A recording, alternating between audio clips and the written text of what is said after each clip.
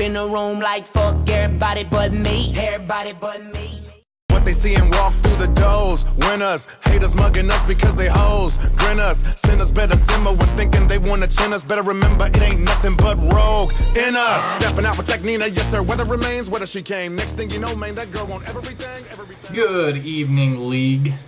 Coming in to do Week 5 wrap-up video. It is Wednesday, the 12th of October, 2016. Yeah, let's get into the video, but I guess first thing on my agenda tonight is an address to our commissioner, Cole Moreland. I'm a little disappointed, actually, in our commissioner. Last year was a good year for him. He actually listened to the league and actually did stuff for the league. This year, though, he's non-existent. He has yet to come watch football on Sundays. He has yet to fix the field goal PAT point adjustment from... You get plus 0.5 for missing a PAT instead of minus 1? What? That's just disappointing, Cole. I'm very disappointed in you. You're being really lazy this year, and I'm a little upset about it. But I'm not going to just be a dick and point out your flaws. I'm offering a solution, and your solution is to actually utilize me, or Mick, or TJ. Not TJ, sorry TJ. Not going to happen. Me or Mick, who would actually, or even Austin, who would actually go in and fix stuff for you if you would just use us. I have so much downtime during the day that I could fix all of those point adjustments for you. I could fix. I could go back through in defenses and add the points. You wouldn't have to wait. Utilize your assistant to the commissioner.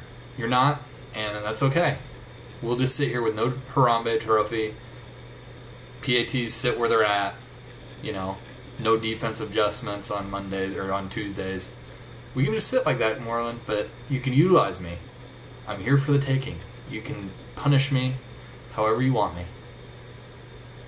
I can't wink that well.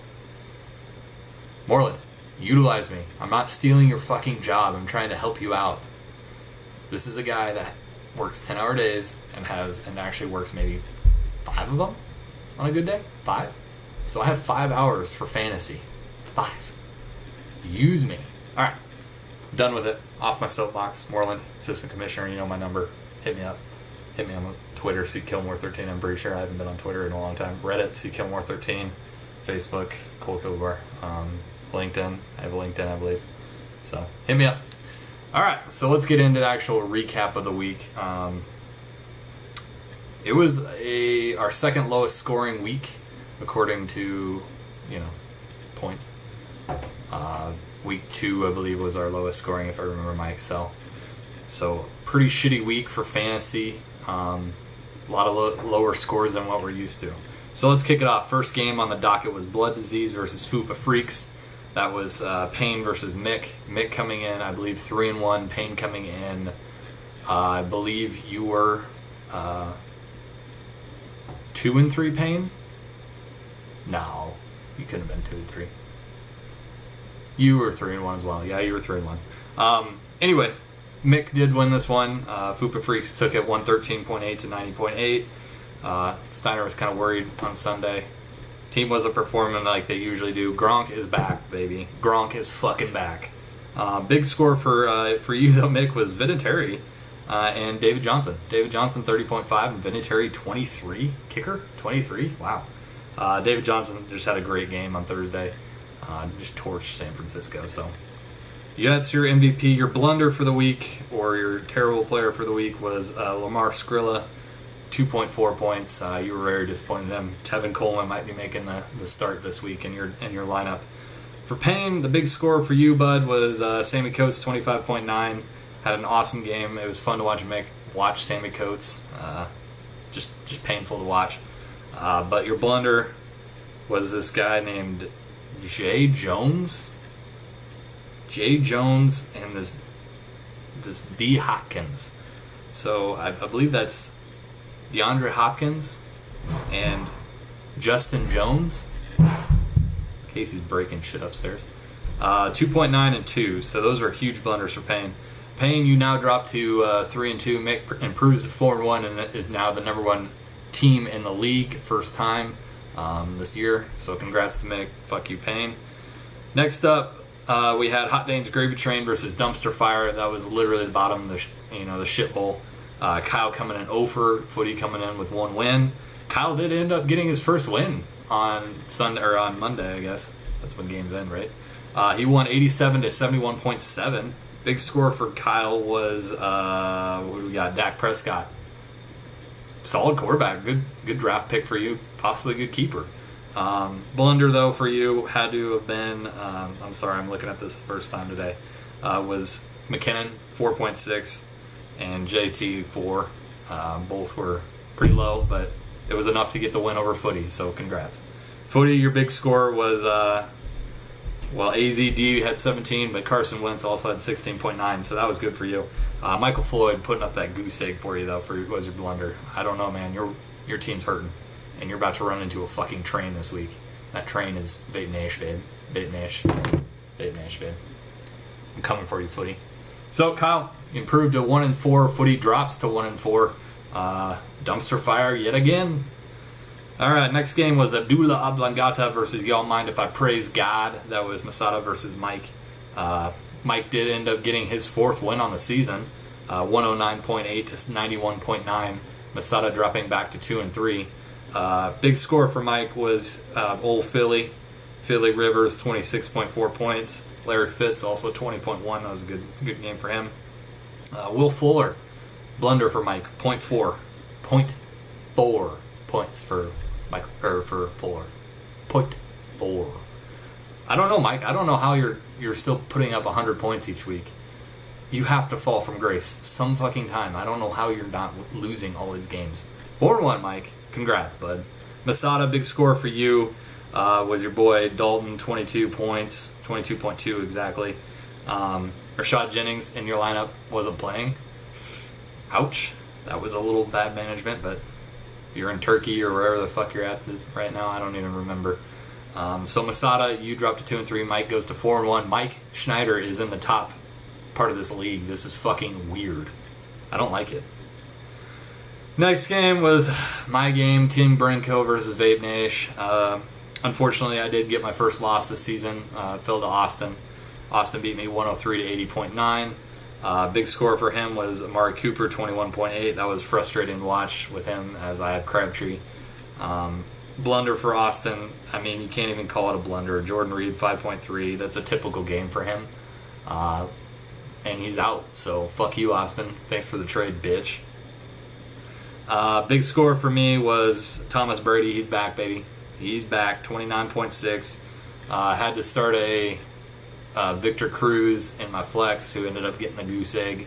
It was a bye week for me. It was a hard week for me to pick players. I don't have depth, but Footy, be ready for the train. It's coming back. So I dropped to 4-1, 3rd in the league, and Austin improves, I believe, to 2-3. So congrats, Austin, on that big win over me. Won't happen again. I promise you that. Next up, we had Gritty Gibb and the Swaggets versus Trash Pizza. That's TJ versus Graham. Graham coming in 0-for. And TJ, I believe you were coming in 3-1 or 2-3. I can't fucking remember. Or 2-2. Who gives a shit? Gibb, you did win 90.8 to 66.4. Graham has now put up 66 points all but 1 week. I believe that was week 2. You put up 70. So Graham is predominantly shit this year. He is the bye week of the league. TJ, big score for you was TY, 23.1. Went big again for you. Blunder was Rudolph. He had to start the 2 tight ends. It didn't really matter. You were playing Graham. You could have started nobody in your fucking flex and still won. Big score for Graham was Marcus Mariota. Great start for you. You got lucky with him. Since Cam was out, you took a risk. And 30 points. He made up over, half your points was Mariota. Half. That's crazy, man. Good for you. Blunder, though, was Doyle, 0.8. And then you had Indianapolis defense, -4. Colts D, Graham, is historically bad. I don't know why you ever thought to pick him up. I don't know why. But, whatever. It's your team. You dropped to 0-for. Gibby, congrats on the win, bud. Next up, we had Moose Stuff versus Harambe's Tribute Tour, the roommate battle. Jordan versus Cole. Jordan did end up winning 123.6, 111.1. Also, Graham was your fantasy loser. Sorry, I forgot to mention that. Jordan, on the other hand, was your fantasy winner back-to-back weeks. 123.6 to 111. Big score for Jordan was, well, let's count them down here. You had Big Ben at 29. You had Howard at 22. You had Martellus Bennett at 24.7. And then your blunder was a defense, and I mean that's not a defense. Sorry, Jeremy Hill with 1.2. It didn't matter, Jordan. Your team went off again, like they always fucking do somehow. Cole, big score for you is your boy Zeke. We were rooting pretty hard for you to come back and beat Herstein, 29.1. But Selleck, 0.4. That kind of hurt you. Still a great week for Cole. You would have beat almost everybody in this league. Which sucks that we don't have that rule in place that top 6 people get points. Cole has already done that twice this season, I believe. Off of my Excel, I keep track of wins according to points. So Cole, that sucks, man. I feel bad for you. But Jordan, you improved yourself to 3-2, sitting in 4th place in this league. After a rough start, you've turned it around, obviously. Fuck.